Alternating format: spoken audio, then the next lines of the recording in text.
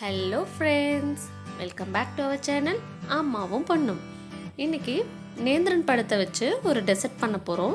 இந்த டெசர்ட் ரெசிபியை கேரளாவில் நேந்திரன் பனானா நொறுக்குன்னு சொல்லுவாங்க. ஒரு சிலர் ரோஸ்டட் கேரளா பனானா ஜாகரி சிரப்னு சொல்லுவாங்க. இப்போ இந்த டெசர்ட்டை எப்படி செய்யறதுன்னு போய் பார்க்கலாம். அதுக்கு முன்னாடி இப்போ தான் நீங்கள் எங்கள் வீடியோ ஃபஸ்ட் டைம் பார்க்குறவங்களா இருந்தால் மறக்காமல் சப்ஸ்கிரைப் பண்ணிக்கோங்க.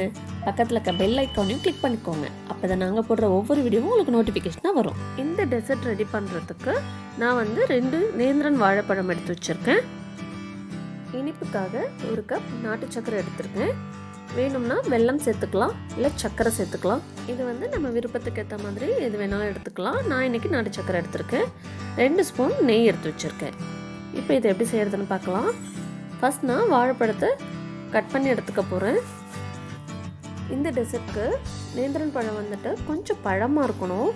அப்போ தான் அதனோட டேஸ்ட் ரொம்ப நல்லாயிருக்கும். அதோட 2 முனையிலையும் கட் பண்ணி எடுத்துடலாம்.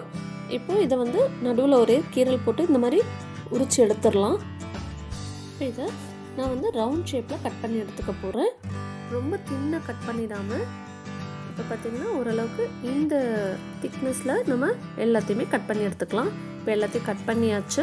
இது எல்லாத்தையுமே ஒரே லெவலாக கட் பண்ணி எடுத்துக்கணும். இப்போது இதை ஃப்ரை பண்ணிடலாம். அதுக்கு ஒரு பேன் வச்சுருக்கேன். 1 டீஸ்பூன் நெய் போட்டுக்கிறேன். இப்போ இந்த நெய்யை எல்லா சைட்லையும் ஸ்ப்ரெட் பண்ணி விட்டுக்கலாம். இப்போது நம்ம கட் பண்ணி வச்சுருக்கிற நேந்திரம் பழத்தை இதில் ஆட் பண்ணிக்கிறேன்.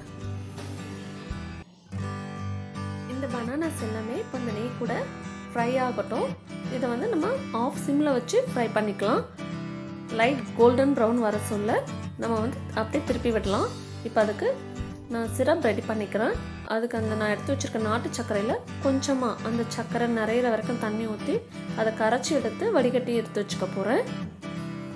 இப்போ பார்த்திங்கன்னா எல்லாமே ஒரு சைடு கோல்டன் ப்ரௌனாக வர ஆரம்பிச்சிருக்கு. இப்போ எல்லாத்தையும் திருப்பி விட்டுடலாம். இன்னொரு பக்கம் திருப்பி விட்டுட்டு ஒரு 2 மினிட்ஸ் இருக்கட்டும். அவ்வளோதான், 2 சைடும் கோல்டன் ப்ரௌனாக வந்திருக்கு. இது கூட நம்ம எடுத்து வச்சுருக்கிற நாட்டு சர்க்கரையோட சிரப்பை நான் இதில் ஆட் பண்ணிக்கிறேன். இந்த சிரப்பு பனானாஸோட நல்லா வெந்து நல்லா சாஃப்டாகவும் ஆகும். அதே சமயத்தில் அந்த இனிப்பு ஃபுல்லாக அந்த பனானாஸில் இறங்கிரும். ஆல்ரெடி நேந்திரன் பழமே நல்லா பழுத்துச்சுன்னா ரொம்ப இனிப்பாக இருக்கும். அது கூடவே இந்த இனிப்பும் சேர்ந்து ரொம்ப டேஸ்ட்டாக இருக்கும். இப்போ இது கூடவே ஃப்ளேவருக்காக நான் ஏலக்காய் தூள் ஒரு 1/4 டீஸ்பூன் சேர்த்துக்கிறேன். இது ஆப்ஷனல் தான், வேண்டாம்னா ஸ்கிப் பண்ணிடலாம்.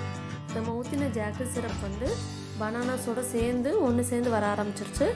இந்த ஸ்டேஜில் 1 ஸ்பூன் நெய் ஆட் பண்ணிக்கிறேன். நம்ம 2 ஸ்பூன் நெய் எடுத்து வச்சோம். ஃபஸ்ட்டு 1 ஸ்பூன் யூஸ் பண்ணியாச்சு. இப்போ கடைசியாக 1 ஸ்பூன். ரொம்ப கட்டி ஆகணுன்ற அவசியம் கிடையாது. இந்த ஸ்டேஜில் நம்ம இறக்கிடலாம். அவ்வளோதான், நம்மளோட நேந்திரன் பனானா நொறுக்கு தயாராகிடுச்சு. இந்த டெசர்ட் ரெசிபியை ஏதாவது ஒரு கெட் டுகெதரோ இல்லை யாராச்சும் கெஸ்ட் வராங்க அப்படின்னா நிமிஷத்தில் நம்ம இதை செஞ்சிடலாம். ரொம்பவே எம்மியான ஒரு டெசர்ட்னே சொல்லலாம். அந்த அளவுக்கு டேஸ்டியாக இருக்கும். இது சின்ன குழந்தைங்கள்லேருந்து பெரியவங்க வரைக்கும் விரும்பி சாப்பிடுவாங்க. நீங்களும் ஒரு முறை இதை ட்ரை பண்ணி பார்த்துட்டு உங்களுக்கு எப்படி வந்துச்சுன்னு எனக்கு கமெண்ட்டில் சொல்லுங்கள். மீண்டும் இன்னொரு ரெசிபியுடன் அம்மாவும் பொண்ணும். தேங்க்யூ ஃபார் வாட்சிங்.